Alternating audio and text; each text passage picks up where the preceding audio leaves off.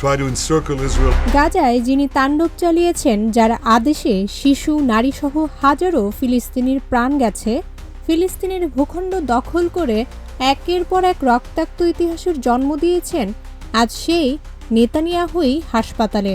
ইসরায়েলের প্রধানমন্ত্রী Benjamin Netanyahu বিষক্রিয়ায় কাতর। হ্যাঁ, খাবারে বিষ।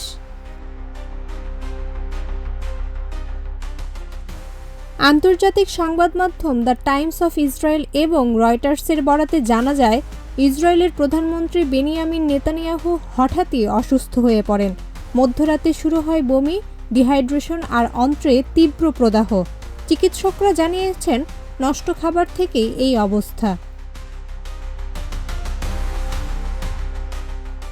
বর্তমানে তিনি বাড়িতে বিশ্রামে আছেন, স্যালাইন নিচ্ছেন এবং অন্তত 3 দিন দাপ্তরিক কাজ বাড়ি থেকেই পরিচালনা করবেন।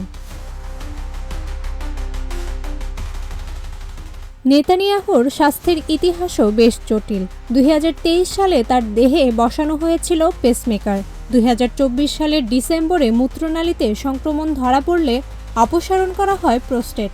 ফ্লু, হার্নিয়া, স্বাস্থ্য নিয়ে সমস্যা লেগেই ছিল।